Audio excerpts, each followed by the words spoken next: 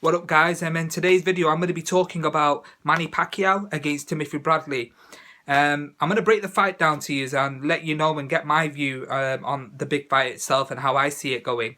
I think it's going to be quite an interesting fight due to the fact that Timothy Bradley has changed trainers and he's with Teddy Atlas now. If you look at Teddy Atlas's game plan against for Timothy Bradley to face Brandon Rios, it was quite an interesting fight and quite a good game plan that they put together in order to beat Brandon Rios.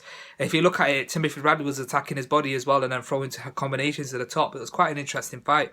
Timothy Bradley has a lot of underrated boxing skills, really. And if you think about it, if he utilizes his jab and keeps it out of range against Manny Pacquiao and doesn't engage with Manny Pacquiao, then he definitely could beat Manny Pacquiao in this third fight. But there's a big but to that, because Manny Pacquiao looks like he's he's coming back with vengeance in a sense, sort of losing to Floyd Mayweather. Now, there's no big shame in losing to Floyd Mayweather. Mayweather, to me, in my eyes, I believe he is TBE, the best ever of this generation. I think he's very talented. But Floyd Mayweather showed that in order to beat Manny Pacquiao, Pacquiao doesn't really have a plan B or a plan C. He only has one plan, and that's game plan A. And really, that is to attack you with fast punches. And if that doesn't work, he doesn't know how to find a rhythm to dissect you or beat you. Floyd Mayweather showed that if you give him time, let him settle, but then also use, pivots and movements, throw your jab, then you can actually beat Pacquiao and walk onto counters as well. He seems to be a lot reckless, Pacquiao, when he steps in with his hands. He seems to have him low and then steps in, i.e. when, Marquez caught him with that big right hand. He waited and then timed the shot and caught Pacquiao with that right hand and knocked him out.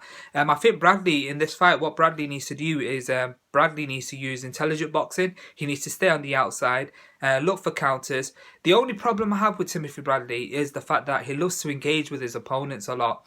And that's the problem, you see, because a lot of opponents seem to entice him to come forward and engage and get into a trade and basically, have a slugfest with him.